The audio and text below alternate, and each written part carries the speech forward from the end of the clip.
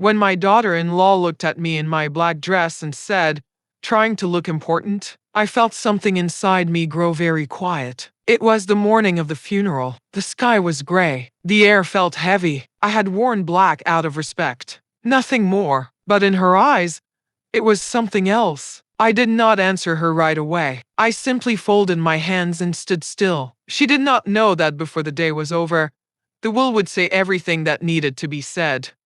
Before I continue this story, I want to warmly welcome you. Thank you for sitting with me today and listening. Stories like this are not easy to tell, but they are important. If you believe in quiet strength, family, and dignity, please take a moment to like this video and subscribe to the channel. Your support means more than you know. It helps these stories reach others who may need them. Now, take a deep breath with me. Let us go back to that day, and I will tell you everything that happened.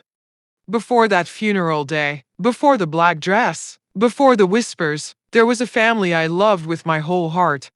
My name is Eleanor Thompson. Most people call me Ellie. I am 64 years old. I have lived in the same small house for 32 years. The paint has faded a little. The porch creaks when you step on it. But it is the house where I raised my son, and that makes it beautiful to me.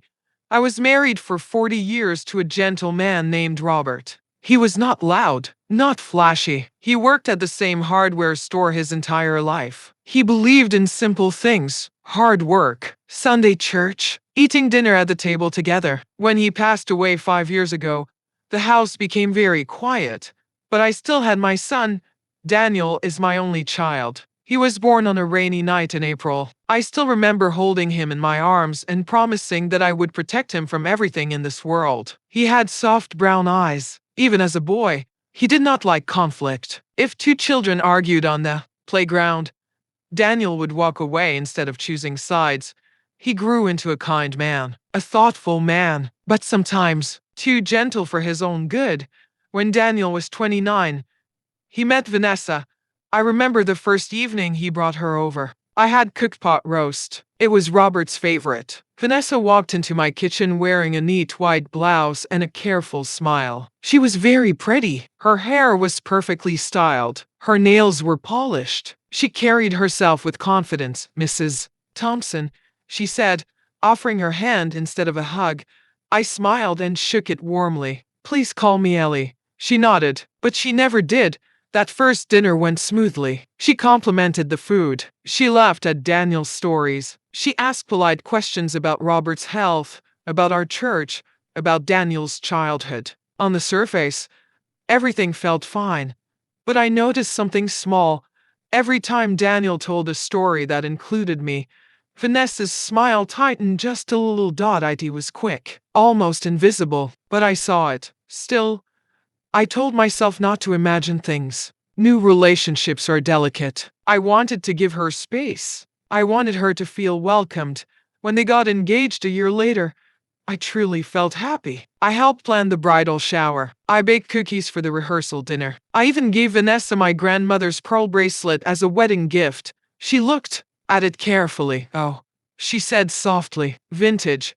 I chose not to hear the tone beneath the word. The wedding day was beautiful. The sun shone gently. Daniel looked nervous but proud. Vanessa looked stunning in her gown. When they said their vows, I cried quietly in the second row. After the ceremony, Vanessa hugged her friends. She thanked her parents warmly. When she reached me, she gave me a polite embrace. Thank you for everything, she said. Her voice was kind, but distant. The first year of their marriage was peaceful. They bought a small home only 15 minutes away from mine. I was careful not to visit too often. I called before coming over. I brought food sometimes. Lasagna, apple pie, chicken soup.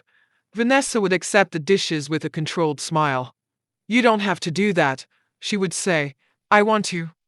I would reply gently. When Lily was born, everything changed. I will never forget the first time I held my granddaughter. She had Daniel's eyes, soft and thoughtful. I felt something inside me open again, a part of my heart that had been quiet since Robert passed away.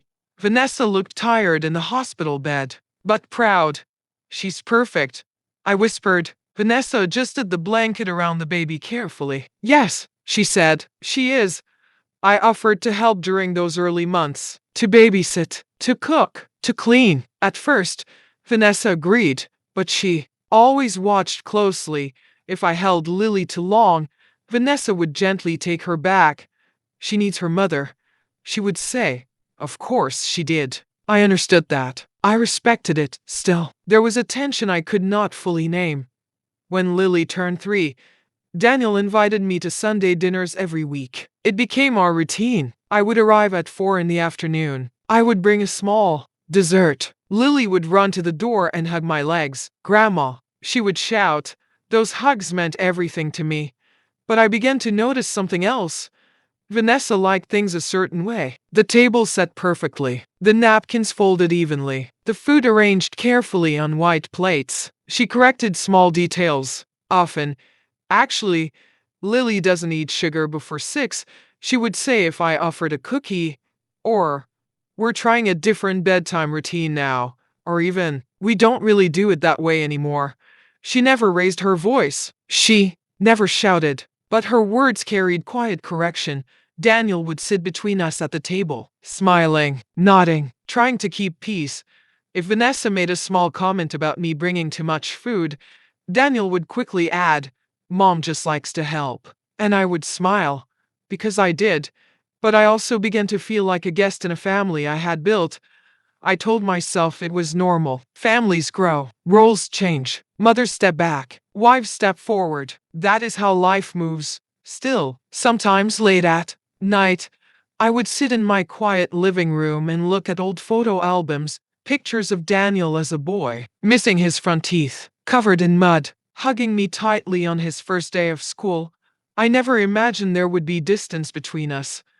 I never imagined I would feel like I needed permission to love my own son. One evening, when Lily was 5, I arrived for dinner and found the house unusually quiet. Vanessa greeted me at the door. "Oh," she said, sounding slightly surprised. "You're early."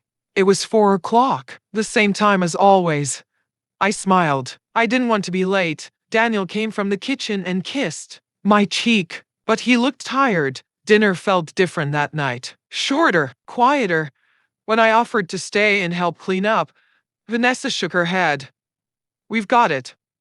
Her tone was firm. As I walked to my car, I felt a small ache in my chest. Not anger, not resentment, just distance. I began visiting less often after that. I did not want to cause discomfort. I told myself I was protecting their space. Daniel called sometimes, but less frequently. Vanessa posted family pictures online, smiling. Vacations, birthday parties, school events. Sometimes I was there, sometimes I was not.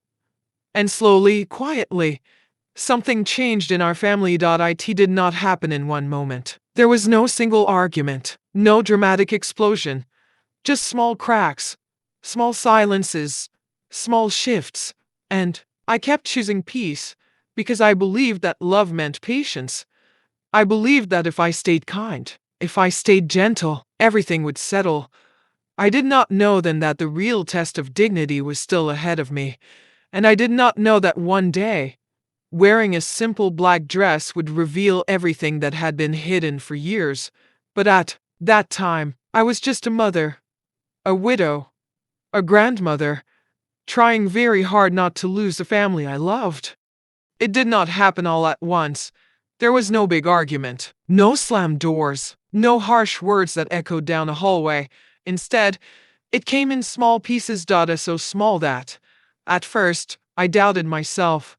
One Sunday afternoon, I arrived at Daniel and Vanessa's home with a peach cobbler. Lily loved peaches. She had told me that herself, with juice running down her chin. Vanessa opened the door halfway. "Oh," she said, "you brought dessert."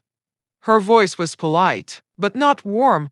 "I remember Lily likes peaches," I said gently. Vanessa stepped aside to let me in. The house smelled like roasted chicken and rosemary. Everything looked perfect. The cushions were arranged neatly. The table was already set.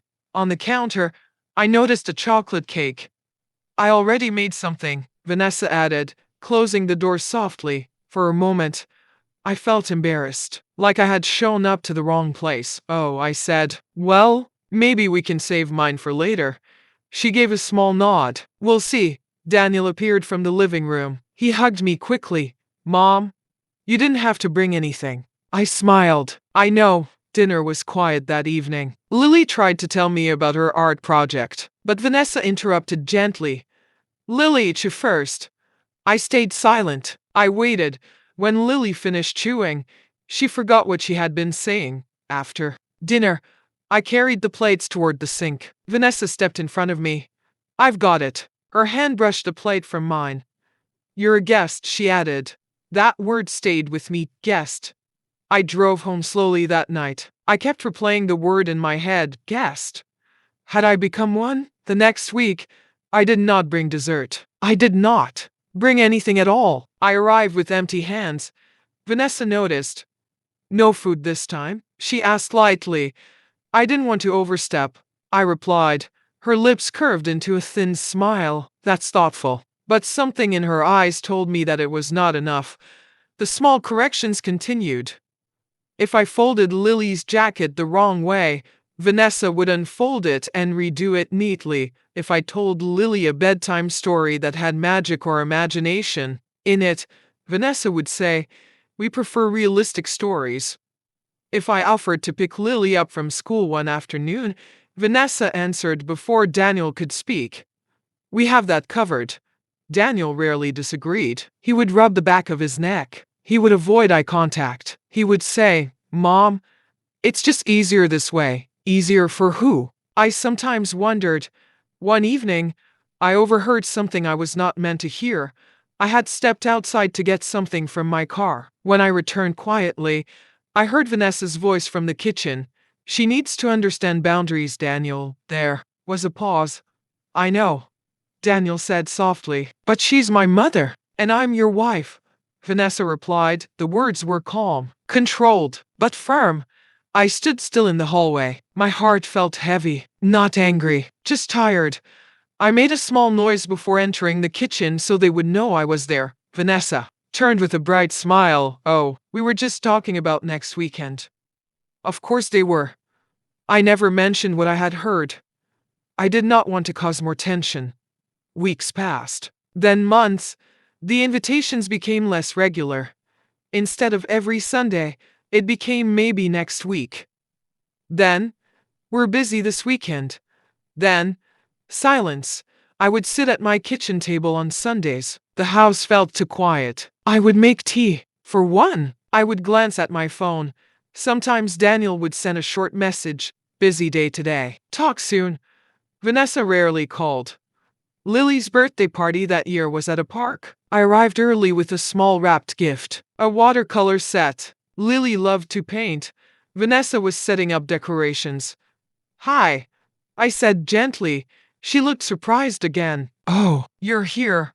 I wouldn't miss it. She nodded. We kept it small this year, but I counted over 20 guests. During the party, I sat on a bench watching Lily run with her friends. I felt proud, happy for her, grateful to be there. When it was time to open gifts, Vanessa organized the children in a circle. Okay, Lily, she said. Let's start with Aunt Rebecca's gift. My gift was opened near the end. Lily smiled when she saw the paints. Grandma, I love it. Vanessa quickly added, we'll have to make sure she doesn't make a mess. I swallowed softly. Of course. Later that afternoon, as the sun began to set, I walked toward Daniel. I was thinking. I said carefully, maybe Lily could spend a night at my house soon. Daniel hesitated. Vanessa answered, she's still adjusting to school. Sleepovers might be overwhelming. Lily was 6. I nodded. Another time, then. Another time. Those words became familiar. Another time. Another day. Another year. I started questioning myself. Was I doing something wrong? Was I too present? Too eager? Not modern enough? Not polished enough? Vanessa always looked composed. Her hair styled perfectly. Her home spotless. Her words measured. I was softer, simpler. I liked old recipes, worn sweaters, photo albums. Perhaps she saw me as outdated. One afternoon, Daniel came by my house alone. That rarely happened. He sat at my kitchen table, staring at his coffee. Mom, he began slowly, Vanessa feels like sometimes you don't trust her decisions. My chest tightened. I never said that. I know, he replied, but she feels judged. The word surprised me. I only try to help, I whispered. I know.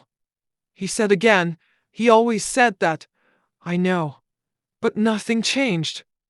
That night, I lay awake in bed. I thought about every small interaction, every word I had chosen carefully, every silence I had kept. I had believed silence kept peace. But maybe silence also built walls. Winter came. Then spring. Harold Whitmore, Daniel's great uncle, began to visit more often. He was older, wealthy, quiet, observant. Vanessa treated him differently. She laughed louder at his stories. She asked detailed questions about his investments. She made sure he noticed the house upgrades. I noticed, but I said nothing. Harold would sometimes sit beside me in the living room, away from the noise. You're quiet, he once said gently. I've always been, I replied. He studied me for a moment. Quiet doesn't mean invisible, he said. I remember those words clearly. Quiet doesn't mean invisible. One evening, Harold arrived unexpectedly while Daniel was still at work. Vanessa welcomed him warmly. I was already there reading to Lily. Vanessa interrupted. Lily, why don't you show Uncle Harold your new piano piece? Lily looked at me uncertainly. It's okay, I said softly. Go ahead. As Lily played, Vanessa stood beside Harold, explaining the cost of lessons, the schedule, the discipline. Harold nodded politely. Later, when I walked him to his car, he paused. You've been steady, he said. I don't understand, I answered. In this family, he clarified. I smiled faintly. I try. He gave a slow nod. I see that. That was the last long conversation I had with him before everything changed. The cracks in the family were no longer small by then. They were visible, but still silent. Daniel called less. Vanessa texted only when necessary. Lily's hugs became shorter, and I began to prepare myself for something I could not name. Not anger, not betrayal, just distance. The kind that grows quietly in a room full of people. The kind that makes you feel like a visitor in your own story. I did not know then how important those quiet years would become. How every small moment had been seen by someone else. How every act of patience had left a mark. But I was about to find out. As time went on, the small cracks in our family began to grow. They were no longer barely noticeable lines. They became walls. Walls I could feel even when Daniel or Lily smiled at me. Walls that Vanessa had carefully built, without raising her voice, without even a glance that could betray her feelings. But I could feel it. Daniel began coming home less often. He had work, of course. But even when he was home, Vanessa always had a schedule. There were chores, outings, lessons for Lily, and family friends to meet. I understood. I tried to understand. I told myself that family life is busy, that children grow, and parents must let go. But the quiet ache in my chest grew. Sometimes I would call Daniel just to hear his voice. A short, "Hello, Mom," followed by, "I'm busy, I'll call later," became the norm. Later never came. I told myself it was the nature of adulthood. But a small, lonely voice inside me whispered, am I being forgotten? Vanessa's influence over Daniel became clear in small ways. If I suggested a weekend visit, Daniel hesitated. I think she might be busy, Mom, he would say softly. But it wasn't me he worried about. It was Vanessa. I could see it in the careful way he avoided her disapproval. One afternoon, I stopped by their house unannounced. Lily had told me she wanted to show me a drawing she made. I knocked gently. Vanessa opened the door, all smiles and composure. Oh, Ellie, she said. You're here. Her voice sounded surprised, not welcoming, surprised. Lily asked me to see her drawing. I said gently. Vanessa nodded. Of course. Come in, inside. The house was immaculate. as always. The smell of vanilla candles filled the air. Lily ran toward me, clutching a crumpled piece of paper. Look, Grandma, she said. I drew you and Lily and Daddy. I smiled warmly. It's beautiful, sweetheart. You're very talented. Vanessa hovered nearby. Lily, maybe you can show Grandma after dinner? I felt my chest tighten. It was the same small control she had always exercised. Small, quiet, almost invisible, but it stung. When I left that day, I drove slowly home, gripping the steering wheel tightly. I told myself I would not let it hurt me. I would continue to be patient, loving, and understanding. Weeks passed. My visits became less frequent. I called only when I knew I would not disturb anyone. Daniel stopped inviting me to dinner. Lily stopped mentioning sleepovers. Vanessa's careful scheduling left no room for spontaneity. And then came the talk about the estate. Harold Whitmore, Daniel's wealthy uncle, had been ill. Vanessa suddenly showed a strong interest in his finances. She asked questions I had never heard her ask before. Investments, inheritance plans, trusts. Daniel was polite, but visibly uncomfortable. I overheard her once on the phone, speaking in a hushed, urgent tone. Yes, I understand, but we need to know what is included in the will. I froze. My heart pounded. This was not about the family's comfort. This was about control. I tried to keep my distance. I told myself it was none of my business, but the quiet ache of concern never left me. One Sunday, I visited for tea. I brought a plate of homemade cookies. Lily ran to hug me. Vanessa watched from the kitchen. Lily, she said softly, Grandma can't stay too long today. We have other things planned. I nodded. Of course. The words sounded small, innocent, but I understood them. Daniel's eyes met mine briefly. Regret flickered there, but he said nothing. I stayed calm. I smiled at Lily. We sat on the couch, quietly enjoying our tea. Later that week, I received a text from Daniel. Mom, I think it's better if we talk another time. I read it twice. Another time. Always another time. I began to accept that I would have to wait. Wait for Daniel. Wait for Lily. Wait for Vanessa's approval. Even my small acts of kindness were questioned. I baked bread. She preferred store-bought. I knitted a blanket. She suggested a different pattern. I offered to drive Lily to school. She said, We've got it covered. It was exhausting. Quiet, subtle. Exhausting. I wondered if I had done something wrong. Perhaps I had been too eager, too intrusive, too old-fashioned, or perhaps she simply wanted control. Daniel never defended me openly. He would murmur apologies or soft reassurances. Mom, I know she can be difficult. Yes, difficult. That was polite. Polite enough to be acceptable in the family. I began spending more time alone at home. I would sit in my living room and read, watch old family videos, drink tea. Lily would call sometimes. Daniel would call less. Vanessa rarely called, and, slowly, the distance became a part of me. I tried not to let it change me. I tried to stay warm, kind, and patient. But it left a quiet ache, a lingering sadness that no cookies or hugs could fill. Then came the first whisper about the funeral. Harold Whitmore was nearing the end. His health had declined rapidly. Vanessa suddenly became very organized, making plans to attend, to speak with lawyers, to ensure the family was properly represented. I received a text from Daniel. Mom, the funeral is this Friday. We'd like you to come. I replied immediately. Of course, I'll be there.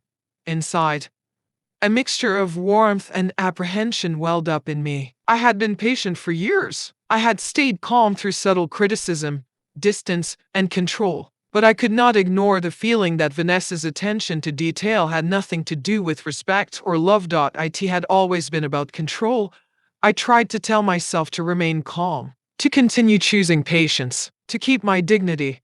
But inside, a quiet storm was building, and I did not yet know how it would unfold. How one morning, with a simple black dress and a quiet presence, would bring all of these years of tension into the open. How small cracks, ignored for years, would finally lead to a moment of public scrutiny, humiliation, and a truth that could not be denied. How the distance between us, growing quietly over years, had set the stage for everything that was about to happen. That quiet distance, that slow erosion of connection, had been the invisible thread weaving through our family life. And when it was about to break, it would leave no one untouched. The morning of the funeral arrived with rain. Gray clouds hung low over the town. I woke early, as I always did, and stood by the window with a cup of tea. The streets glistened with water. The air smelled of wet leaves and earth. It was quiet. Too quiet. I dressed carefully that morning. I chose black, a simple dress. Not flashy, not elegant, just respectful. The kind of dress my husband, Robert, would have approved of. I brushed my hair slowly. I looked at myself in the mirror. I did not look important. I did not feel important. I simply wanted to show respect. When I arrived at Daniel and Vanessa's home, the car in front of theirs was sleek and black. Vanessa opened the door before I could knock. She wore a fitted dress, heels, and a carefully measured smile. Her hair fell perfectly over her shoulders. Her nails gleamed. She looked like she had stepped out of a magazine. "Oh," she said lightly. "Ellie, you're here." Her voice sounded polite, but it carried something I could not place. A shade of judgment, a quiet assessment. "I wouldn't miss it," I said softly, stepping inside. Daniel came from the kitchen. He hugged me quickly. His arms were warm but brief. "Mom," he said quietly, "thanks for coming." I smiled. "Of course." Lily ran to me. She had been up early, brushing her hair into two neat braids. "Grandma," she shouted, throwing herself into my arms. I lifted her gently. "You look beautiful, Lily." Vanessa's eyes met mine briefly. She said nothing, but I felt the silent message. "You are an outsider." We drove together to the funeral. Daniel in the driver's seat, Vanessa beside him. I sat quietly in the back with Lily on my lap. The rain tapped against the windows. It was steady, calm, sad. When we arrived at the church, the driveway was crowded. Black cars lined the edges. People murmured softly under umbrellas. I could feel the weight of the day settling over me. Inside, the air was heavy with the smell of flowers and polished wood. People were seated in pews, faces I recognized, faces I had known for years, faces that had once smiled at me freely. Vanessa guided me toward our seats. "Here," she said, indicating the third row from the front. The first row was already occupied by immediate family. She gave a small nod. "Sit here." I sat down slowly. Lily beside me. She held my hand tightly. I squeezed hers. I felt a warmth in that small gesture, a tether to something safe in the midst of all the tension. Then it happened. Vanessa looked at me, not at Lily, not at Daniel, not at the front of the church. She looked directly at me, trying to look important. She whispered, loud enough for a few nearby guests to hear. I froze. My hands tightened around Lily's. I could feel my pulse. The words were small, cruel, and deliberate. I did not answer. I did not cry. I did not shout. I simply smiled. A soft, calm smile.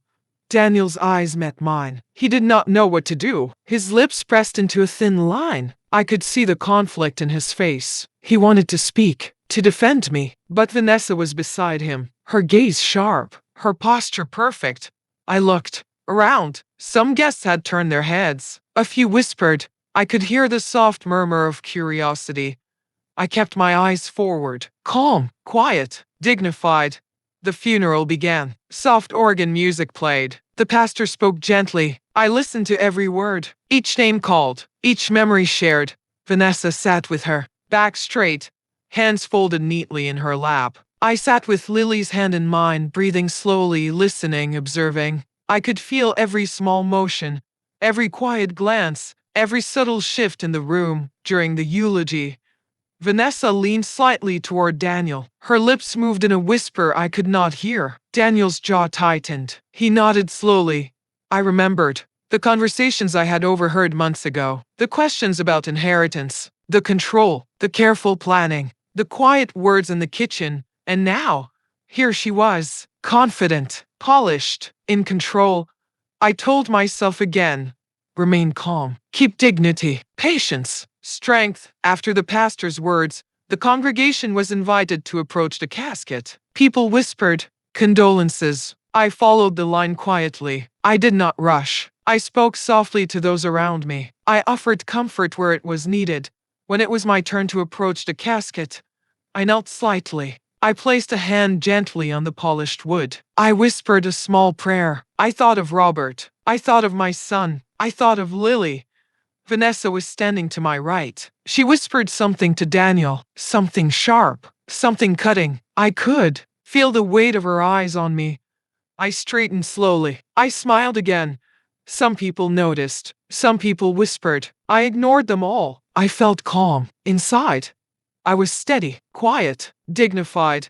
After everyone had paid their respects, we returned to the pews. The pastor spoke again, soft words about life, family, and love. Vanessa leaned slightly toward Daniel. We should sit closer to the front, she said. Her voice was quiet, controlled.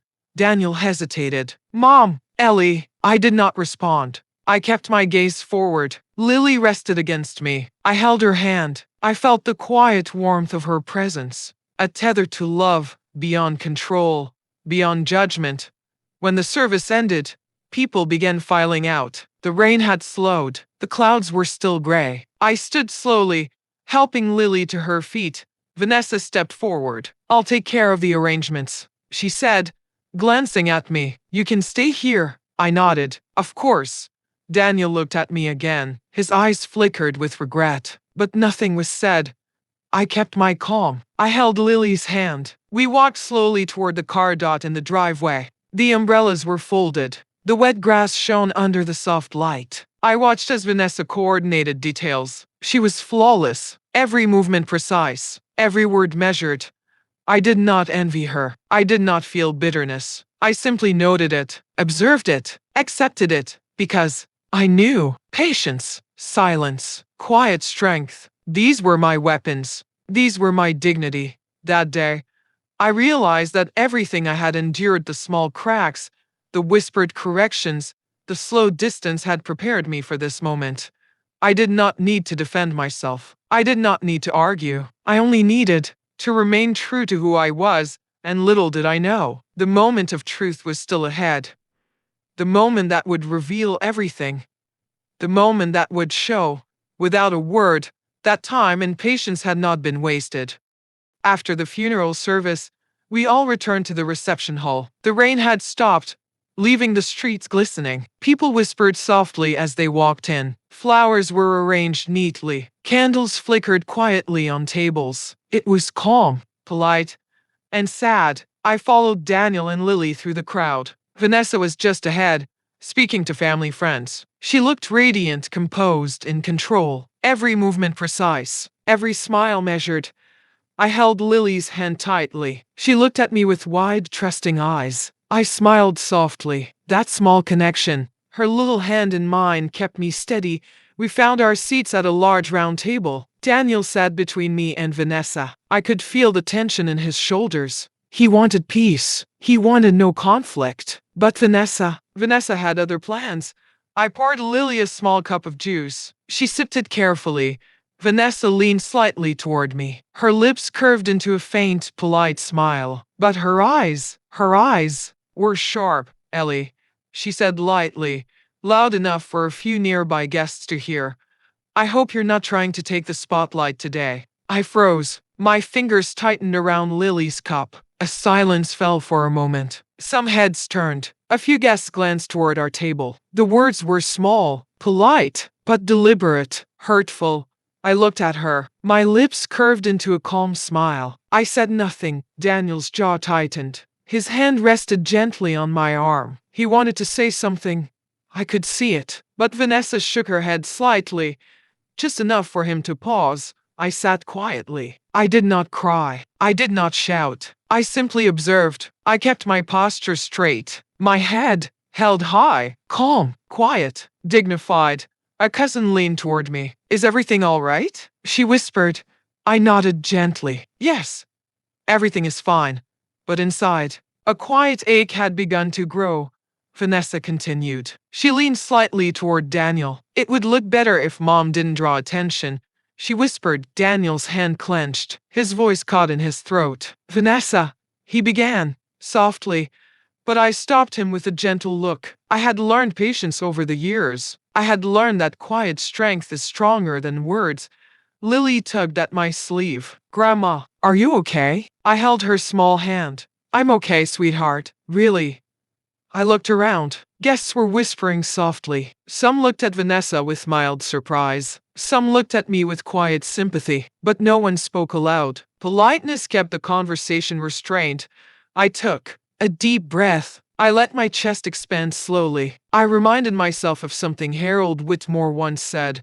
Quiet doesn't mean invisible. I had been quiet. I had been patient. I had been gentle. And now, I realized that my strength was not in matching anger with anger. My strength was in my presence, in my dignity.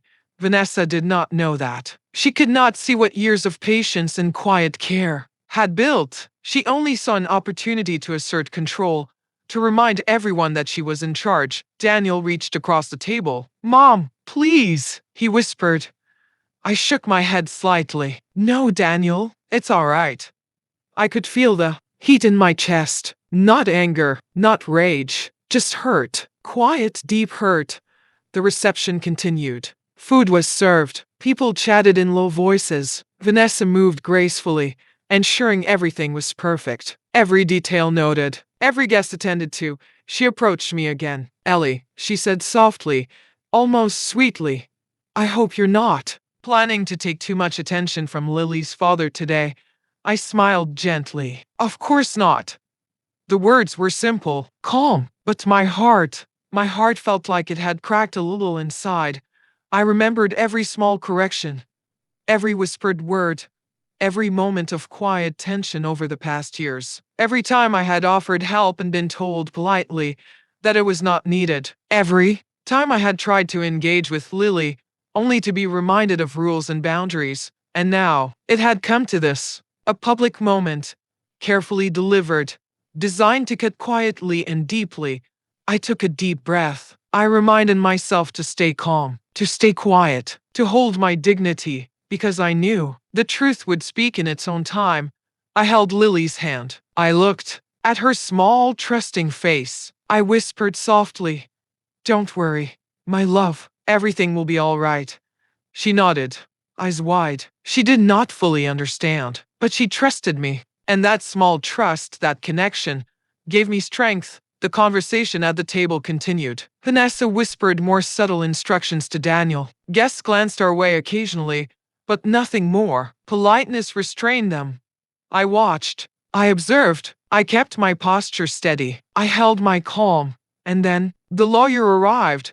A quiet man, tall and precise. He held a folder. Everyone's attention turned toward him. Vanessa straightened immediately. Daniel looked at me briefly, uncertainty flickering in his eyes. The lawyer cleared his throat. Before we continue with refreshments, he said softly, I would like to read a statement regarding Harold Whitmore's will. A hush fell over the room. Guests shifted in their seats. Vanessa's hand clenched slightly around Daniel's. I felt my heart slow. My calm returned. This was it. This was the moment where patience and quiet endurance would finally be recognized. The lawyer began reading. Names, assets, instructions. Every detail precise, measured, deliberate. And then, my name. For Eleanor Thompson, the lawyer said, his voice calm and steady. For her unwavering care, patience, and loyalty, a portion of the estate is awarded directly to her. The room grew quiet. A ripple passed through the guests. Vanessa's hand froze. Daniel blinked. Lily's small hand clutched mine tightly. I remained calm. I nodded slightly. I smiled. Quietly, no words were needed. The truth had been revealed. Vanessa's eyes widened. Her lips parted, but no sound came. She had misjudged the situation entirely. She had assumed control. She had assumed that public appearances and careful poise could overshadow quiet strength. But the will spoke louder than any words. Daniel looked at me with awe, relief, and regret all at once. He understood in that moment that his mother's quiet presence had been the strongest force in the room. Lily clapped her small hands softly. Grandma, she whispered, eyes bright. I smiled at her, softly, calmly. No anger, no triumph, just dignity, and Vanessa? She looked at the lawyer, then at Daniel, then back at me. A small, polite smile appeared on her face, but I could see the shock, the disbelief, and perhaps the first hint of regret. The room settled. Conversations resumed. Slowly, people congratulated me quietly. Daniel came to my side. I'm sorry, he whispered, voice catching. I placed a hand on his arm. It's all right, I said softly. Everything is all right. For the first time in years, I felt the weight in my chest lift slightly. Not completely, but enough to breathe. I realized then, the words that had broken me were not the final words. The final words were still to come.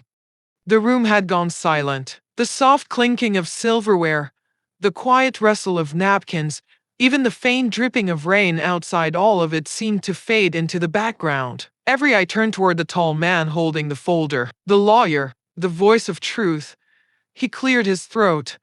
Ladies and gentlemen, he began, calm, measured. Thank you for gathering today. Harold Whitmore has asked me to read the final instructions regarding his estate. His wishes are clear, and they reflect the values he held dear. Vanessa straightened immediately. She looked polished, composed, confident. Her hands were folded neatly on the table. She whispered something to Daniel, but he only shook his head slightly. His eyes flicked toward me. I remained quiet, calm, dignified. I held Lily's hand gently. Her small fingers curled around mine. Her trust steadied me. The lawyer continued, reading the details of property, investments, accounts, and instructions. Names were called, shares were assigned, gifts were noted. Everyone listened politely, nodding here and there, murmuring acknowledgement. And then, my name, for Eleanor Thompson, the lawyer said, voice steady, deliberate, for her unwavering patience, care, and loyalty over decades. A portion of the estate is awarded directly to her. It is Harold Whitmore's wish that she be recognized for her dedication to family and her consistent presence, even in the face of tension and misunderstanding. The words fell slowly. Each one landed like a quiet bell. Vanessa's hand froze midair. Her polished expression faltered slightly. Daniel's eyes widened. Lily looked up at me, her small mouth forming an O of surprise. I felt a quiet warmth rise in my chest. Not pride, not triumph, just a soft, calm acknowledgement that patience had not been wasted, that dignity had not gone unnoticed. Vanessa's lips parted, but no words came. Her eyes darted toward Daniel, then the lawyer, then back at me. I could see the shock, the disbelief, the realization that control, appearances, and careful planning could not overshadow quiet strength. Daniel's voice was soft. Mom, I placed a gentle hand on his arm. It's all right, I said calmly. Everything is all right. The lawyer continued, outlining the exact instructions, the amounts, the properties, the trusts. I listened. Each detail was precise, each instruction deliberate. Every word reflected not just legal direction, but careful recognition of who had been truly present in the family over the years. Vanessa's small smile reappeared, polite, almost defeated. She realized that her assumptions had been wrong, that she had underestimated patience, kindness, and quiet loyalty. Guests murmured softly. A few approached me to congratulate me quietly. Daniel stood beside me, his hand resting gently on my shoulder. Lily clapped her small hands softly, whispering, Grandma. I smiled at her, soft, calm, not triumphant, not loud, just steady, composed, dignified. The lawyer finished reading. He closed the folder with a soft click. These are Harold Whitmore's final wishes, he said. It is my responsibility to ensure they are carried out faithfully. The room remained quiet. For a moment, people looked at one another, processing. Some whispered softly. Vanessa finally spoke, her voice quiet. Congratulations, Ellie, she said. Her tone was polite, controlled, but I could sense the faintest trace of realization. Thank you, I replied softly. Daniel exhaled slowly. Relief, awe, and regret passing over his face. Mom, I didn't. I shook my head gently. It's all right, I said again. Everything is all right. I looked around the room. Faces softened. Guests offered gentle smiles. Some nodded in acknowledgement. Quiet respect filled the space. Not loud, not dramatic, just steady, calm recognition. Lily leaned against me. Grandma, you're important, she whispered. I smiled. Not because of money, sweetheart, I said softly, because love and patience matter more than anything. Vanessa's eyes met mine briefly. A small, polite nod. She did not speak further. She realized, perhaps for the first time, that appearances and control could never replace genuine care, loyalty, and presence. Daniel squeezed my hand gently. I've been blind to so much, he whispered.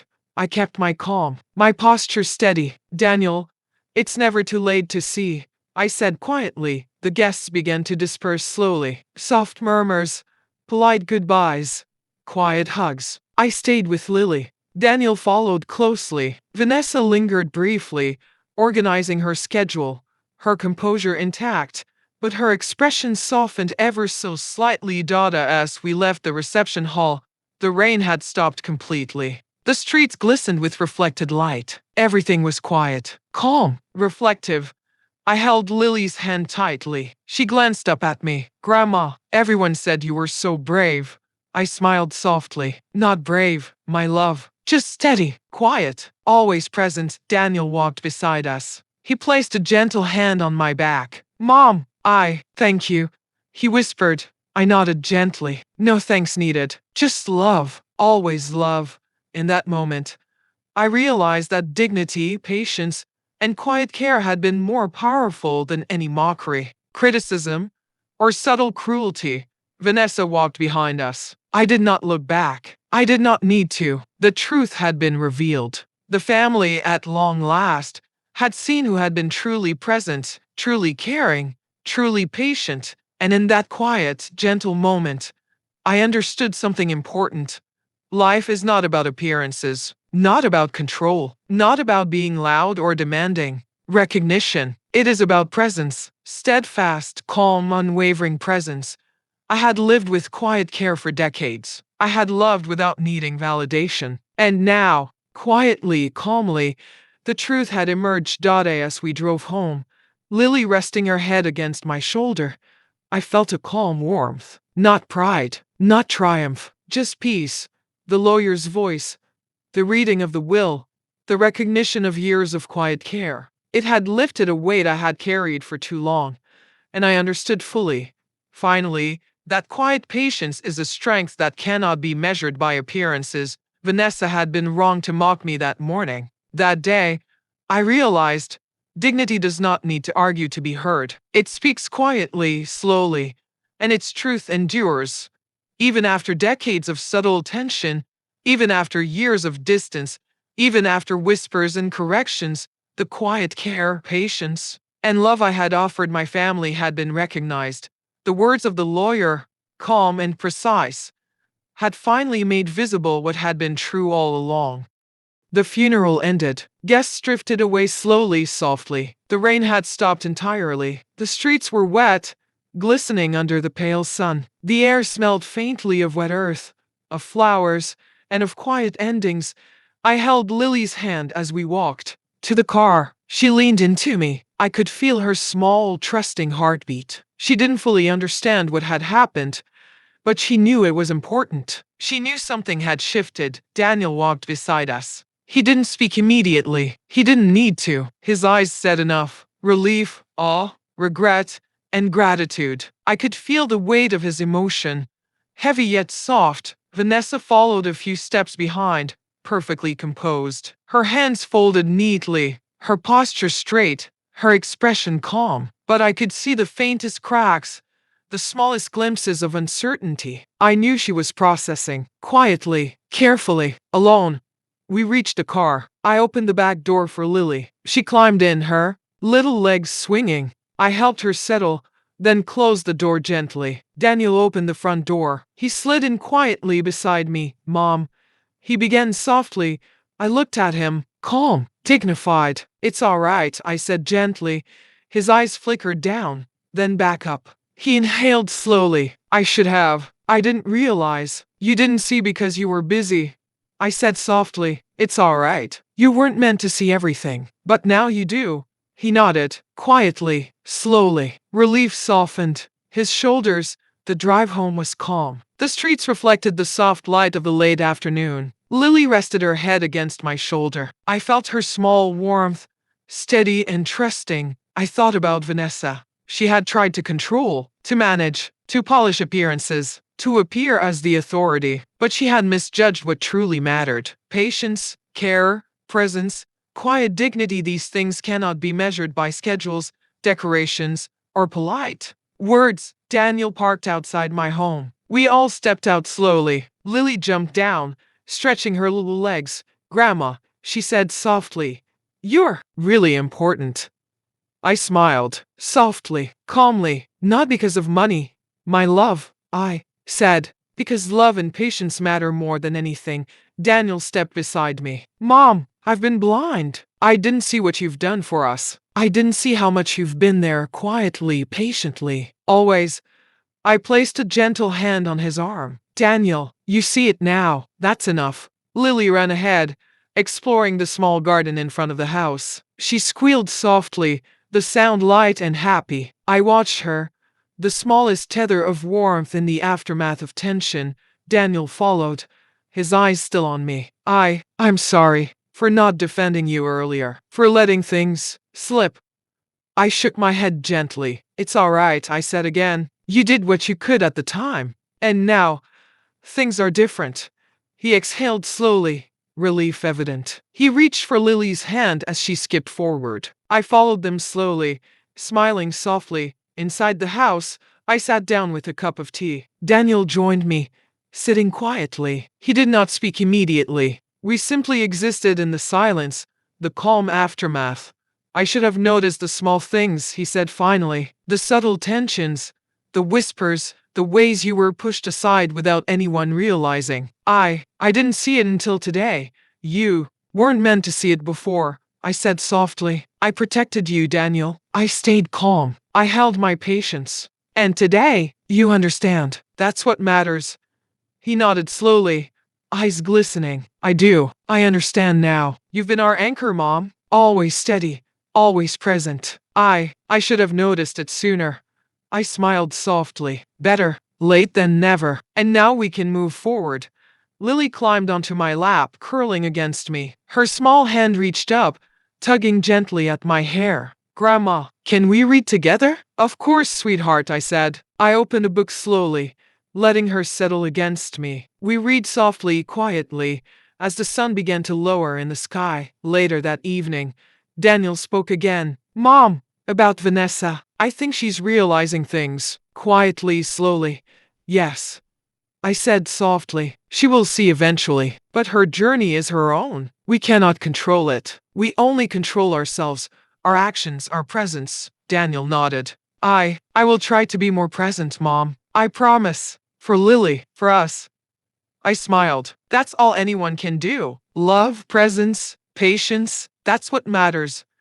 The days that followed were calm but reflective. Vanessa's behavior changed slightly. Politeness remained, but some of the subtle sharpness disappeared. She was quieter in her instructions, softer in her tone. I noticed, but I said nothing. I simply observed. Lily spent more time with me. Daniel began calling more often. Slowly, the bonds we had maintained quietly for decades began to strengthen. Renewed under the weight of truth and recognition, I reflected often on the funeral, the lawyer's reading, the moment Vanessa had mocked me. It hurt, yes, quietly, deeply, but that pain had been brief. It had been replaced by calm acknowledgement, by dignity, by the knowledge that patience and care endure longer than cruelty. One afternoon, Daniel came by with Lily. We sat in the garden, drinking tea. He spoke softly, quietly. "Mom, thank you for everything, for staying steady, for not reacting in anger, for showing me how to care quietly without demand." I nodded softly. "Daniel, it's my choice always. I choose patience, care, presence. And now, we move forward." Lily climbed onto my lap again. "Grandma, can we paint today?" "Of course, my love," I said gently. I opened her watercolor set. The colors were bright, vivid. I watched her small hands dip into paint, creating small, perfect strokes. Daniel watched quietly. I saw a flicker of pride in his eyes. Quiet, restrained, but real. I thought about the years of subtle tension, the whispered words, the distance, the moments I had chosen patience over argument, presence over protest. It had been hard, quietly, painful at times, but now, the foundation it had built was visible. Vanessa remained polite, composed. I did not look for approval. I did not need it. Recognition had come from truth, not performance, from patience, not appearances, from love, not control. The family slowly, quietly, began to heal. Old tensions softened, bonds renewed, and I understood fully that dignity, patience, and quiet care are not measured in noise, in control, or in appearances. They are measured in presence, in loyalty, in love.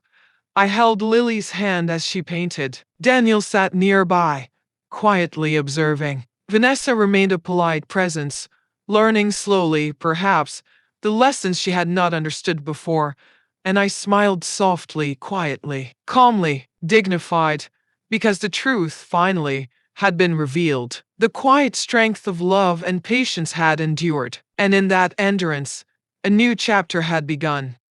The days after the funeral were quiet, but filled with a gentle warmth. The rain had passed completely, leaving the world soft and clean. Sunlight reflected off wet leaves, and the air smelled of new beginnings. I spent more time with Lily, guiding her hands as she painted, teaching her small lessons about colors, shapes, and patience. Daniel called more often now, not just short, hurried conversations, but genuine questions about my day, about Lily, about life. He was softer, more aware. Perhaps he had finally understood what patience, quiet care, and presence truly meant. Vanessa's presence was calmer too. She remained polite and composed, but some of her subtle sharpness had softened. She watched, quietly, the interactions between Daniel, Lily, and me. I said nothing. I simply continued to act with warmth, care, and patience. Actions speak louder than words, I reminded myself.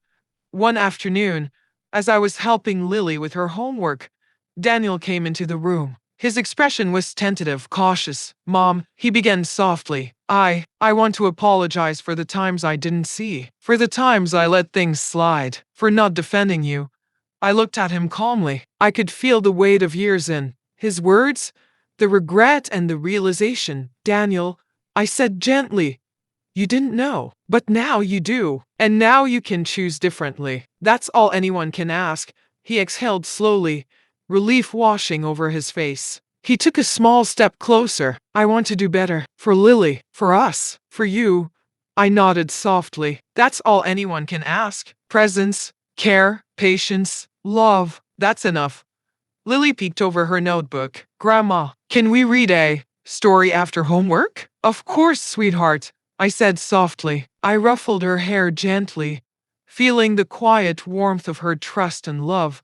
That evening, I sat by the window with a cup of tea. The sun was low, painting the sky in soft oranges and pinks. I watched the shadows stretch across the garden. Everything was quiet, reflective. The tension of the past years seemed lighter now. The weight had shifted. I thought about Vanessa. I did not feel anger toward her anymore. I did not hold grudges. She had acted out of what she thought was best, but she had misjudged the essence of care and presence. Perhaps she would learn. Perhaps she already had. In her own quiet way, Daniel joined me. He sat quietly beside me. We watched Lily playing in the garden, her small laughter floating softly in the air. She's growing up so fast, he said softly. Yes, I replied, but she is learning, just as we all are. Patience, care, and love, these things endure. He nodded slowly. Mom, I see now. I understand more than I ever have. I smiled softly. Daniel, understanding is the first step. Love is the next. Patience always follows. And presence, that is the strongest gift of all. We sat in silence for a few moments, letting the soft sounds of the evening fill the room. The breeze whispered through the trees. The garden smelled faintly of flowers and fresh earth. Lily's laughter echoed softly in the distance. I thought about the years I had endured, the small corrections, the whispered critiques, the distance that Vanessa had carefully cultivated. It had hurt, quietly, deeply, but I had endured. I had remained calm. I had remained patient. And now, the truth had been revealed. Not through argument, not through shouting, not through conflict, but through quiet, consistent presence, through patience and care that never wavered, through love that endured silently, persistently. I reflected on what had happened that day. The funeral, the mocking words, the lawyer's reading, the recognition that had followed. It was all a reminder of what truly matters. Life is not about appearances, control, or approval. Life is about being present, about caring quietly, without expectation, about patience, love, and steady, unwavering dignity. I looked at Daniel. He had changed subtly, more aware, more present. I could see the care in his eyes when he looked at Lily. I could see the understanding when he glanced at me. The silent acknowledgement of years of patience and love that he had once overlooked. And Lily, her small presence reminded me why all of this mattered. Why patience matters. Why love matters. She was learning by example. She would grow up understanding the quiet strength of steady care, the dignity of patience, the importance of being present for the people you love. Later that evening, I helped Lily into bed. We read softly together, her small head resting against my shoulder. I whispered a few gentle words about kindness, patience, and the importance of loving quietly, steadily, and consistently. Grandma, she said softly, I want to be like you when I grow up. I kissed her hair gently. You already are, my love. You already are. After she fell asleep, I returned to the living room. The house was quiet. The shadows stretched long across the floor. I poured a small cup of tea. Settling into my favorite chair, I thought about the years behind me, about Robert, about the small joys and quiet sorrows, about Daniel and Lily, about Vanessa and the lessons she had taught, even unintentionally. I realized fully that life's true measure is not in appearances or control. It is in patience, care, and quiet presence. It is in the gentle acts that often go unnoticed, in the calm words, the soft smiles, the steady hands that lift others when they do not see the support being offered. I thought about the future, about the moments I would share with Lily, the quiet lessons I would impart, the love and patience that would continue to shape our family, and I smiled softly, not triumphantly, not loudly, but calmly, peacefully, with dignity, because I understood, now, more than ever, that love and presence are stronger than mockery or control. That patience endures, that quiet care shapes the future in ways we often cannot see, and in that calm reflection, I felt a deep sense of warmth, a quiet hope, a gentle understanding that life, even when difficult, when hurtful, when challenging, always rewards those who remain steady, patient, and true to their hearts. As I sipped my tea, I whispered softly to the empty room, to the memories, to the future. Love quietly, care steadily, be present always. And in that gentle moment, I knew that everything finally was as it should be.